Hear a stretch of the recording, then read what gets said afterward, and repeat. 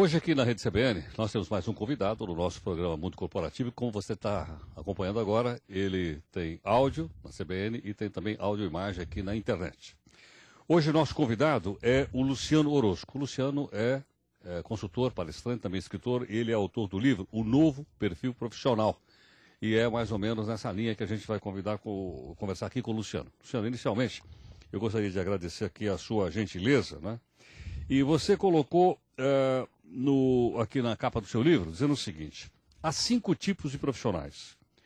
Os que fazem as coisas acontecerem, os que acham que fazem as coisas acontecerem, os que observam as coisas acontecerem, os que se surpreendem quando as coisas acontecem e, finalmente, os que não sabem o que está acontecendo. Bom, aí quando você diz assim, aonde você se enquadra, em qual tipo... Isso é fundamental para você conseguir, ou responder essa pergunta é fundamental para você conseguir um emprego hoje nas grandes organizações?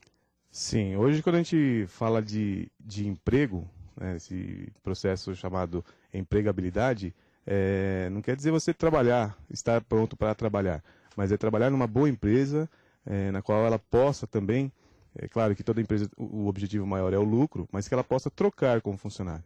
Então a gente mede isso também através do nível de satisfação dos funcionários e também do dono da empresa. Sei. Bom, então o que é exatamente uma empresa boa para a gente trabalhar? É mais ou menos nessa linha, né? É aquela que paga bem ou não?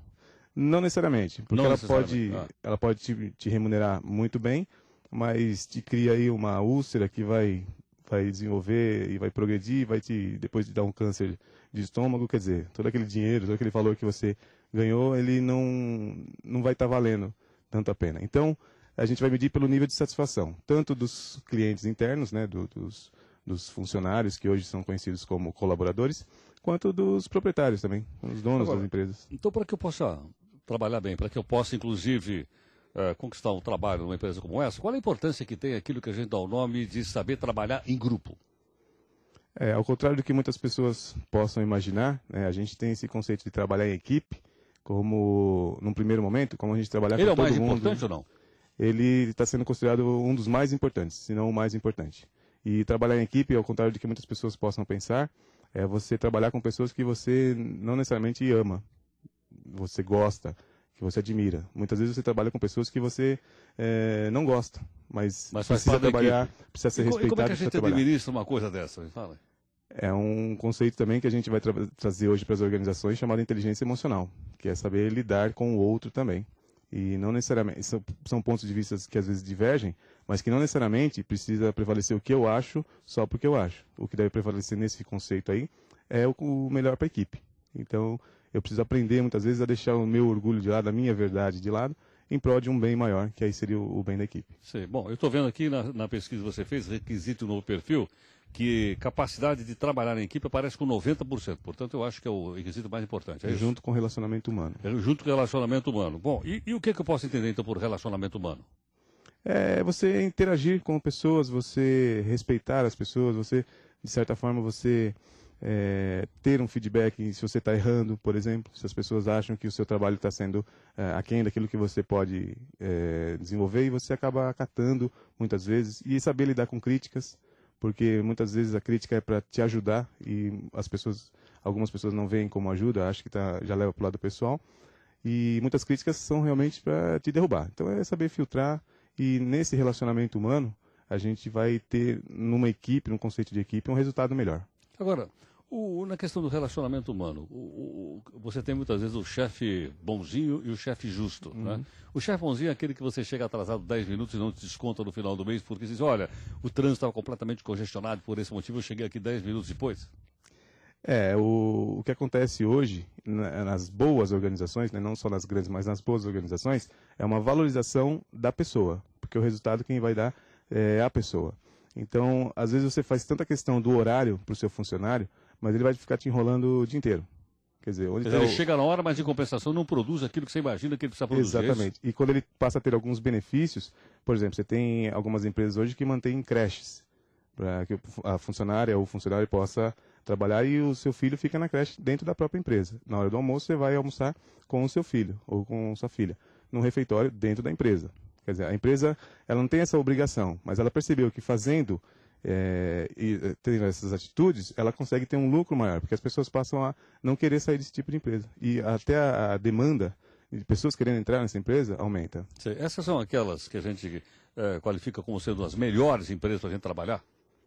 É claro que uma empresa pode ter para ser classificada como uma das melhores para a gente trabalhar? Talvez esse índice de satisfação, tanto dos próprios funcionários, dos colaboradores, quanto do próprio proprietário, dos gerentes das empresas, dos investidores. Agora, então o lado da empresa é que o resultado dela melhora. O resultado dela melhora. Trabalham mais, melhora, mais descontraídas, é isso?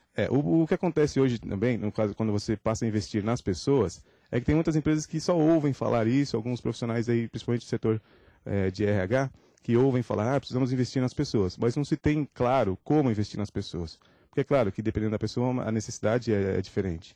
Então tem empresas, por exemplo, que o grupo de vendedores, eles não gostam do chefe, do gerente deles. E aí a premiação para os vendedores, para o melhor vendedor, é um almoço com o chefe. Quer dizer, a briga passa a ser quem não vai ser o melhor vendedor. Ou melhor, eles vão, um chega para o outro e fala, não, esse mês é você que vai ser o melhor vendedor. Mas não, eu deixo para você ser o melhor vendedor. Quer dizer, isso, o que a princípio parece ser uma premiação, passa a ser uma punição. Ser obrigado a almoçar com o chefe? Tem muitas empresas que acham que isso é importante. Quer dizer, quando na verdade isso deveria ser uma coisa espontânea, isso, quer dizer, deveria ser o resultado de um bom relacionamento, ainda como você diz, as pessoas não precisam necessariamente ser amigas. Mas elas precisam se respeitar mutuamente dentro do espaço organizacional. Exatamente, até em relação à percepção da necessidade das pessoas. Porque, é claro, eu não tenho necessidade de almoçar com o meu chefe. Eu tenho outras necessidades. Se a empresa consegue atingir essas minhas necessidades, ou pelo menos melhorar esse grau de relacionamento comigo, saber um pouquinho mais daquilo que eu preciso e me favorece nisso, é claro que eu vou gostar muito mais dessa empresa, vou desenvolver mais no meu ambiente de trabalho. Outra coisa, às vezes um grupo de profissionais mulheres que são casadas, têm filhos, e a premiação para elas é uma viagem para Abrolhos, pelo bom desempenho dela. E ela vai, ela e a amiga de trabalho dela. Aí ela vai para um hotel 5 estrelas lá em Abrolhos, ela vai comer caviar, só que na hora do almoço, ela está comendo caviar, ela está se culpando, porque os filhos estão aqui, e ela fica pensando, será que o meu marido pelo menos fez um arroz, feijão, um ovo para eles comerem? Quer dizer, o que passa a princípio, o que parece ser a princípio uma premiação, passa a ser uma punição. Porque então, não tem um aproveitamento. Então, algumas organizações hoje passam a estudar as necessidades dos funcionários para manter um relacionamento melhor entre eles. Cristiano, tem aqui também dizendo o seguinte, entre os requisitos do novo perfil desse funcionário, se exige dele comunicar-se eficientemente, não é? O que quer dizer exatamente isso? Tem que ser uma pessoa comunicativa, conversa com todo mundo, fala com todo mundo, e as pessoas que são mais retraídas, aquelas que têm um pouco mais de dificuldades, como é que elas fazem uma situação como essa? Quando eu ministro algumas palestras sobre o tema do livro, eu falo que existe um processo de feminilização. E uma das características da mulher em relação ao homem é essa parte de comunicação. Ela se comunica mais até do que o homem. Só que no processo de comunicação, a palavra em si, ela só tem 7% de importância, em média. Em média, a palavra tem 7%. A palavra. Não é o quanto você fala. Na hora da comunicação. Sim. Então, quais são os outros 93%? São 38%, em média, o tom de voz e o ritmo de fala. Tom de voz a maneira com a qual você fala. Exatamente. E 55% no processo de comunicação é corporal. Corporal. Porque não adianta eu falar uma coisa se a minha cara está mostrando outra, é isso? Exatamente. No seu caso, por exemplo, no rádio, quando as pessoas não veem, o seu tom de voz, o seu ritmo de fala é muito importante. Entendo. E o Heródoto seria um outro Heródoto se tivesse um tom de voz diferente. E o resultado seria diferente. Entendo. Então, quer dizer, então deixa eu ver. Então, comunicação. Como é tão importante a comunicação, o que eu faço? Eu posso fazer um curso para me aprimorar nisso? Pode, até deve fazer a empresa deve dar um workshop dizendo, olha, né? Às vezes você fala uma coisa, a pessoa entende outra, isso acaba atrapalhando aqui a produção da empresa. Também, mas o mais importante é que a empresa mantenha canais de comunicação abertos. Por exemplo, eu tenho uma sugestão e eu quero passar essa sugestão para a pessoa, mas eu só falo com o meu superior direto e eu sei que não chega até a pessoa que vai decidir. Então, se eu tiver um canal de comunicação nas empresas, investir nisso também, eu consigo ter um lucro maior. Estima-se que ano passado nós tivemos um prejuízo médio aí, nas boas organizações de 5 milhões de reais por problemas de comunicação. De comunicação. Problemas de comunicação. Isso é muito sério hoje nas empresas. Bom, nós até recentemente, numa dessas conversas aqui na rede CBN, nós entrevistamos aqui o ombudsman do Itaú. né? E as pessoas, então, podem também não só fazer sugestão, como podem fazer reclamação diretamente para o ombudsman. Então, não passa pelo chefe. Ah, ok. Porque o ombudsman está diretamente ligado à vice-presidente da empresa. Isso é muito Então, qualquer importante. pessoa, né, que faça parte dessa organização pode mandar uma carta para o ombudsman, ou pode ligar para o ombudsman, eles guardam o sigilo, etc., porque eles entendem que isso também é uma forma de você aprimorar a organização e o processo de produção lá do banco. Ok. Em relação a essa parte de comunicação, também ela está diretamente ligada ao segundo fator motivacional numa Qual é? empresa, que é o reconhecimento. Reconhecimento. O salário ele não é considerado um fator motivacional. O Na salário não é motivacional. Está em quinto lugar nessa hierarquia. Escala está em quinto lugar. Quinto lugar. Ele, Então, a primeiro- ausência do salário, sim, é desmotivador. Claro, sem dúvida. Mas o salário não é o Então, fator qual é o motivador. primeiro elemento motivador? É plano de carreira. Plano de carreira. Plano de O carreira. segundo? Você entra numa empresa, Ah. no caso do plano de carreira, você entra numa empresa sabendo que você começou como office boy, mas você terá a mesma chance De e chegar a é um presidente jogo da empresa. limpo, Ah. tá, a chegar à presidência da empresa. Tá? Você pode até ser incentivado e aí você tem estímulos. Então, Sim. o primeiro fator motivador é o plano de carreira. Você saber que você pode subir na hierarquia Eu da sei que, empresa. por exemplo, eu não vou morrer fazendo exatamente a mesma coisa. Exatamente. Então, Quer esse dizer, é o primeiro a empresa fator. me dá a chance, vai depender de mim, me Exatamente. aprimorar, crescer, estudar, para poder chegar lá, é isso? Exatamente. Então, esse é o primeiro fator motivacional. Tá, o o segundo segundo? fator motivacional é reconhecimento. Ah. Quer dizer, você tem um projeto, você chega para o seu superior direto e fala, olha o projeto que eu tenho. Isso aqui vai revolucionar a empresa. E aí ele, legal, põe no papel esse projeto, que na próxima reunião eu coloco na pauta. E aí ele vai para a próxima reunião, ele coloca na pauta, mas ele chega para o pessoal e fala assim, gente, olha aqui a ideia que eu tive. Daqui a pouco você começa a ter o seu projeto ali. Você está querendo dizer que alguns chefes se apropriam dos projetos que os seus funcionários apresentam? Eles encurtam um caminho, né? Não tem um Chama terceiro. encurtar caminho isso? Ele não encurta um caminho, não precisa ter um terceiro para essa Quer comunicação dizer, direta. chegar e dizer, olha, o funcionário e tal apresentou esse projeto, eu digo, olha, meu projeto, olha a brilhante ideia que eu tive. Exatamente. E aí o que acontece? Você peca na comunicação, porque você não tem um acesso direto e você também não vai ser reconhecido por isso. Então, o Sim. reconhecimento seria o fator. Agora, suponha que o projeto seja aceito, né? E aí você vê seu projeto lá. O que você faz? Você chega e vai dizer para todo mundo, olha, está vendo esse projeto aí? Fui eu que apresentei. Aí você vai bater de frente com o chefe. O que é que vai sobrar dessa trombada entre você e o chefe? Talvez um acordo aí, né? Um acordo, você diria? Um acordo para sair da empresa? Um acordo para sair da empresa. Ah, né? um acordo pra claro, sair da você não empresa. vai expor seu chefe a um ridículo desse, né? Entendo. Claro, a ideia dele. Certo. Então, ou você muitas vezes aceita, e isso é muito ruim, você vai trabalhar desmotivado, né, daí em diante, ou você se desliga da empresa. Tá? Certo. Então, no caso, só para a gente completar até o Claro. quinto aspecto, o terceiro aspecto motivacional seriam os benefícios. Seriam os benefícios, tá? Então, tem gente que aceita ganhar um salário mínimo mais benefícios. Então, eu tenho um convênio numa Médico, mega empresa, então está garantido. Vale E refeição, você vale chega transporte, essas coisas. Exatamente. Você chega para as pessoas que vão participar de um processo de recrutamento e seleção, você oferece. Gente, você tem a opção aí de escolher. Vocês vão ter essa opção. Pago R$600 mais benefícios. Então, vou te dar ticket restaurante, vale refeição, enfim, e convênio médico. Tudo. Ou eu te dou a possibilidade de você ganhar comissão, te pago um fixo mais comissão, e o seu salário pode chegar a R$2.500, R$2.800. 95% das pessoas vão escolher o ticket, o benefício. As Porque pessoas elas querem garantir o mínimo. O quarto aspecto motivacional são os benefícios estendidos aos familiares.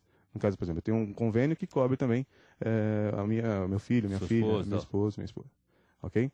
E aí, em quinto, sim, o salário. Então, o salário ele não é um fator primordial hoje numa organização legal. É claro que nós estamos passando por um processo de transição, é importante entender isso. Então, tem muitas pessoas que ainda precisam do salário, acham que é no salário que você resolve. E não faz, por exemplo, um desenvolvimento de inteligência financeira. Quer dizer, o cara ele ganha 5 mil, ele está endividado. Ele passa a ganhar 10 mil, ele continua endividado. Na realidade, ele dobra a dívida dele. Sei. Agora, eu estou vendo aqui no teu livro, por exemplo, que tem um item chamado de grafologia. Né? Como é que eu posso fazer a avaliação de um funcionário ou de um colaborador de uma empresa através da grafologia? Sim, hoje se usa muito. A grafologia, é importante que fique bem claro, tá? Ela não é reconhecida pela psicologia. Tá? Ela é um curso livre, né? O curso de grafologia é um curso livre. Porém, eu sou grafólogo e eu ministro cursos de grafologia. E eu posso te garantir que 75% para cima dos meus alunos são psicólogos. E eles fazem curso de grafologia? Exatamente. É uma ferramenta que a gente utiliza mais. Não só a grafologia no processo de recrutamento e seleção, mas a grafologia é utilizada como uma ferramenta. Entre outras ferramentas, existe essa aqui chamada grafologia. Isso. Eu faço parte de uma equipe de São Caetano que nós promovemos concursos públicos, né? E nós fizemos alguns concursos o ano passado. Por exemplo, o concurso da CET o ano passado teve análise grafológica também. Sim. Então a gente utiliza na Europa, quase que 80% das empresas utilizam essa técnica. E no Brasil começa hoje a desenvolver mais essa técnica também, a ser desenvolvida, e os profissionais hoje estão buscando também essa ferramenta para identificar características do perfil psicológico, se elas estão alinhadas com a política da empresa. Bom, as pessoas estão preparadas para... Às vezes ela é líder, às vezes ela é chefe, às vezes ela é líder e chefe simultaneamente, que eu suponho que seja a melhor das situações. Mas eu digo, para receber um cargo de liderança, estou vendo que você aqui cita o presidente dos Estados Unidos, o Abraham Lincoln, né? O Abraham Lincoln, como todo mundo sabe, é o presidente dos Estados Unidos no período da Guerra Civil, morreu no final da Guerra Civil Americana, assassinado. Mas é ele atribuído a seguinte expressão: se quiser pôr à prova o caráter de um homem, dê-lhe o poder. O que quer dizer isso? Você dá o chicote na mão do cidadão para saber como é que ele... É isso? Não, também não. É claro que, como eu já citei anteriormente, nós estamos passando por um processo de transição. Então nós estamos saindo daquela figura do chefe e estamos entrando agora num conceito de liderança.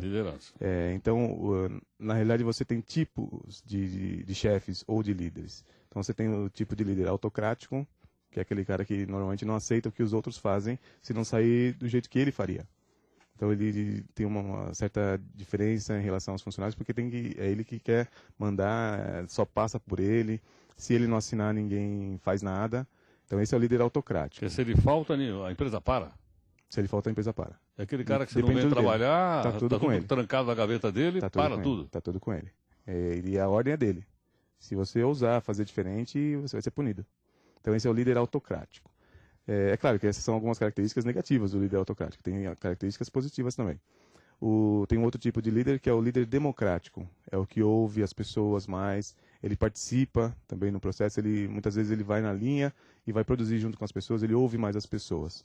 E o outro líder que nós trabalhamos também no meio acadêmico é o líder liberal, ou laissez-faire, que é um cara que não é muito comprometido com a causa. Então ele dá ordem e aí isso vai embora. Se virem. Exatamente. Aí, naturalmente, pelas experiências que nós temos tido anteriormente, naturalmente, nessa equipe, surge uma liderança, que é uma liderança informal.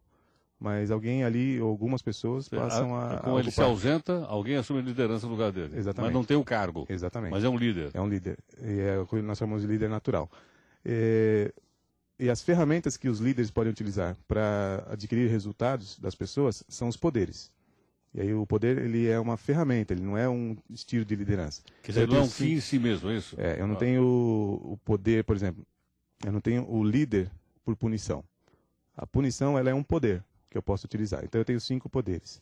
Eu tenho o poder de recompensa, eu posso conseguir resultados das pessoas, porque recompenso elas, e a recompensa não é eu só dar alguma coisa para o meu funcionário, eu posso tirar alguma coisa que traz dor para ele, que é desconfortável para ele. Sim. Então, por exemplo, eu chego para o pessoal e, gente, se vocês baterem a cota de vocês até sexta-feira, no sábado que normalmente a gente trabalha, vocês não precisam trabalhar. Quer dizer, estou tirando um desconforto do meu funcionário, claro, que é percebido como uma recompensa. Certo.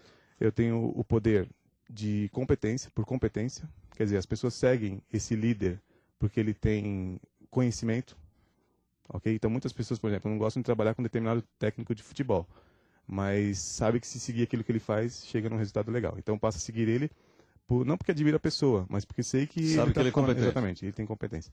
Eu tenho o poder por referência. Eu posso encontrar na pessoa uma referência. Normalmente os líderes religiosos fazem uso desse poder também. Então eu tenho naquela pessoa, naquela figura, uma referência. E aí eu vou me basear por aquilo que aquela pessoa está seguindo também. Ou pelo menos que ela me diz para seguir. E eu tenho então eu tenho o poder por competência, por referência, poder de punição, o poder de recompensa e o poder legítimo. O último poder é o poder legítimo, que ele é dado a uma pessoa em função do cargo que ela ocupa. Então, por exemplo, eu escolho uma pessoa e a partir daquele dia que eu determinei, aquela pessoa passa a ser o representante, o líder da turma. Não necessariamente ele tem a admiração das pessoas ali, mas elas precisam dar satisfações a esse tipo de pessoa. Sim. E aí, E então, obviamente a pessoa, legítimo. quando é escolhida uma situação dessa, ela precisa se aprimorar para poder conquistar outras habilidades que porventura ela não tenha. Exatamente. Quando a gente vai trabalhar, por exemplo, que eu trabalho também com desenvolvimento de profissionais, quando a gente vai ministrar cursos, por exemplo, de liderança, é importante você entender esses 3 tipos de líderes, esses 3 tipos de liderança e os 5 tipos de poderes. E aí, se eu pergunto para uma pessoa, qual é o melhor líder? É o autocrático, é o democrático ou é o liberal? O que a pessoa responde? Normalmente vão falar que é o democrático. Que é o democrático? Tá? Mas não é o democrático. Não é. O melhor líder hoje, ele tem as 3 características. Ah, ele tem as 3? Ele tem as 3. Porque muitas vezes ele precisa ser autocrático, porque tem pessoas no universo de uma organização que se você não cobrar, não sai nada. Não sai nada. Tem pessoas no universo da organização, se você cobrar, aí sai. Só trabalham sobre cobrança. Sim. Então, muitas vezes você precisa ser autocrático. E em muitos momentos você também precisa ser democrático, mas não em todos os momentos. Por quê? Imagina você numa festa de final de ano da comemoração da empresa. Você pergunta para cada funcionário onde nós vamos comemorar essa festa, porque é importante que você ouça todo mundo. E aí cada um quer ir para um lugar diferente. Se você vai pela maioria, às vezes a maioria é 51%. Sim. Quer dizer, você agradou quase metade da empresa. Desagradou outra metade. E aí você, rapidinho, você vai ser amado por alguns e odiado por outros. Sim. Tá? Então só democrático não é legal também. E ser aí liberal... numa situação dessa, você vai dizer, bom, olha, como quase empatou, eu decido que vamos para um certo lugar. Aí você passa a ser o autocrático. Vai ser, né? Quer dizer, eu vou decidir decidimos por isso. Você já poderia ter decidido antes. Gente, nós vamos fazer nossa comemoração. Até você pode fazer uma pesquisa para saber o que melhor se enquadra com o seu público, né? Mas tem coisas que você precisa decidir mesmo. E no caso da liberalidade? Muitas empresas hoje já perceberam também que tem um aspecto negativo em relação a buscar o líder, que nós chamamos de o cara, né? Muitas vezes você pega aquela pessoa que tem essa característica, ela conduz muito bem a equipe, mas o concorrente faz uma proposta. Eu te pago 30% a mais. Você vem trabalhar para mim?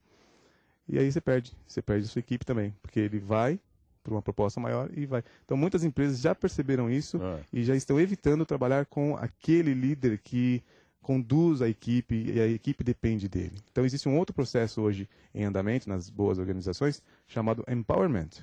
Ou seja, os funcionários já sabem o que tem que fazer, os colaboradores já sabem o que tem que fazer.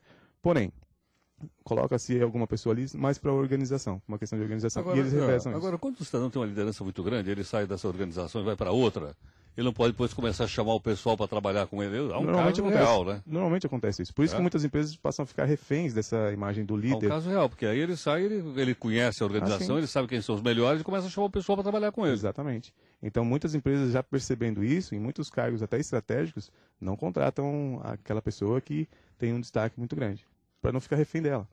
Entendo. E aí ela passa depois para uma outra oferta de trabalho e para o concorrente e leva a sua equipe. E ainda levar a sua equipe, porque Exatamente. você perde muito mais capital humano do que se perder só um. Exatamente. Então, esse processo chamado empowerment é, por exemplo, a pessoa fala bem da empresa, mas ela tem que ter um motivo para falar bem da empresa. E, então, quando você coloca, por exemplo, uma creche dentro da empresa, é claro que o funcionário vai divulgar a empresa. Então, o funcionário, nesse processo de empowerment, ou empoderamento, é cada funcionário responsável pela imagem da empresa. Não faz sentido você trabalhar numa organização e falar mal dela. Claro. Quer dizer, para esse novo perfil profissional que a gente cobra muito hoje, se você não está contente, você tem 2 opções. Tá? Ou continua descontente, ou procura uma coisa melhor. Uma coisa melhor. Tá? Mas não é naquele modelo que a gente tinha. Por exemplo, essa mudança ela é muito rápida, tá, Heródoto? De 10 anos para cá, a gente percebe uma mudança radical. Então, você hoje, cuidando da sua carreira, você passa também a escolher onde você vai trabalhar.